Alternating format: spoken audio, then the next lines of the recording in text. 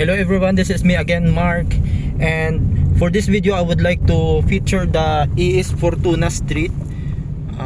This is the boundary of the Cebu City. Continue on AS Fortuna Street for 3 kilometers. City. So I'm going to feature the AS Fortuna Street. Before, bahaon kay ni diri. Grabe kay diri. Always ka struggle diri ang baha, but now way back year 2000, this is already the AS Fortuna. Way back 2000, sa una, I work here. My boss is a Korean, and during that time, the road here in AS Fortuna is still ongoing construction, and it's always traffic almost for about almost 2 years. That time, I really have to struggle because I'm going to go pa coming from and going to every day to Cebu City because I am working my branch. Our head office is here in AS Fortuna, and my boss is a Korean, and it was really traffic. However, dili ko dugay dito nga company, but the construction of the AS Fortuna is about 2 years, almost 2 years, pero in my work dili ko about 2 years ato, mga dali ra ko ato. So I will turn now the camera so that you can see. That's the AS Fortuna. I will not just turn na lang na camera. This is the AS Fortuna. Before, I remember when I was 19 years old, 17, 18 years old, this AS Fortuna is grabe. Ano pa kanya din, mga sagbut ba? So dili pa na siya. It's not the same like this na Continue on AS Fortuna Street for 2 kilometers. There's so many commercial strips na like that one. Before it was ano pa ni diri, pine tree. There's a big pine tree in that area before. And our office is there sa una.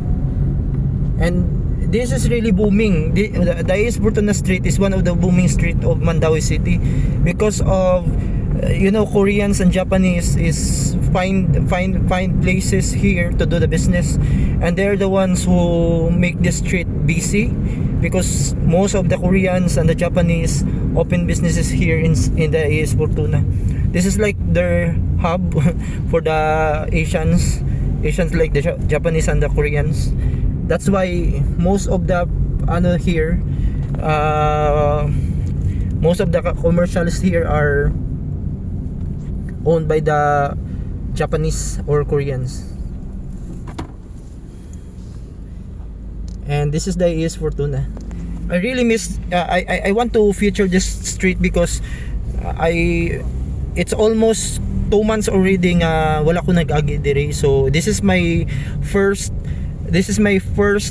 agi for the year 2026 kaning on this video, and I want to show you the AS Fortuna.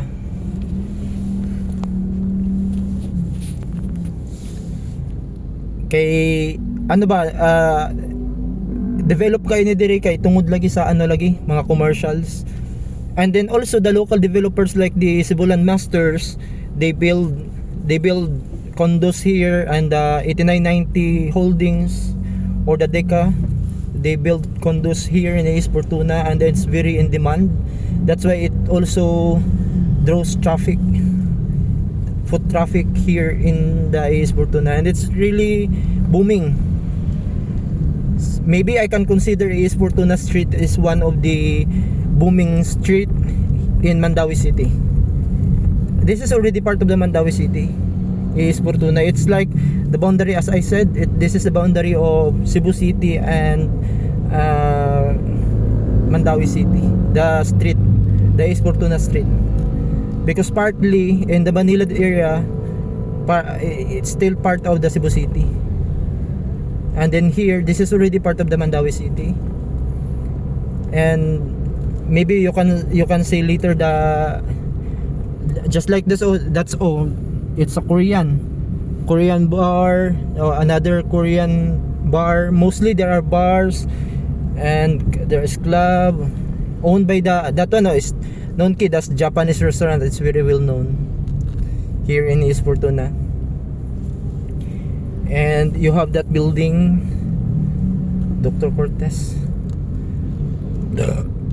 It's really booming ng AS Fortuna, just unlike before ba nga when I was working.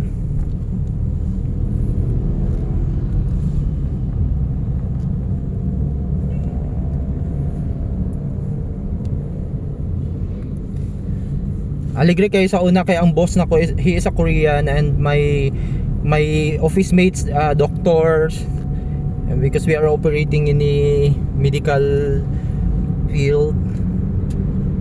And mo na siya. This is now the J Mall. Before, formerly this is the J Mall, J Center Mall, and now this is the J SM. I think, wala pa ko dira kasulod, promise, since nag-open na siya. It was opened last year. The SM J Mall, that one. Wala pa ko nakasulod diha. Mo lagi for the past 2 months, this is my first for the year 2026. That's the SMG Mall. Wala pa ko kasulod ganit diha.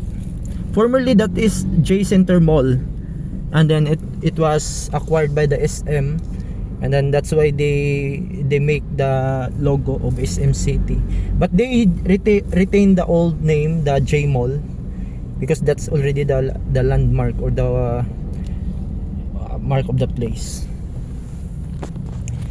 And so this is the AS Fortuna Street here in the Mandaue City.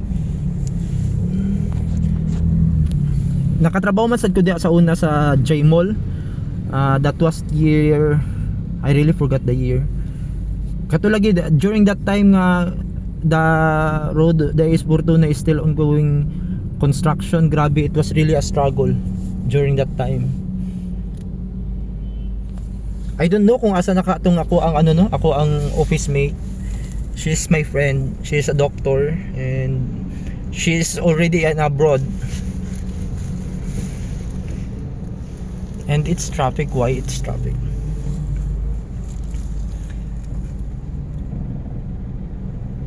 It's traffic ahead. There is a traffic ahead. There is a traffic jam. I don't know what's going on ahead, but there is a traffic. Why there is a traffic?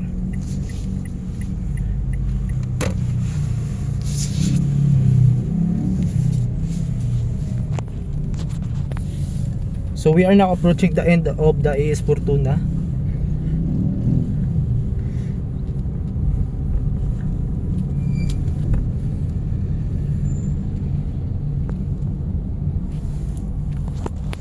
So this is for this video, the AS Fortuna. I'm featuring the AS Fortuna. I will put the details of the AS Fortuna if you want to read about what is how come this street becomes AS Fortuna. I will put it on the description of this video. And thank you so much for watching the video, and thank you so much for supporting this channel. And we are hoping that we can do more videos for In this. 200 meters, turn left after Tool and Tools onto Central Nautical Highway MC Briones Street. For this 2026. Thank you so much, because that our channel is really growing, and it is because you are supporting this channel. Thank you so much.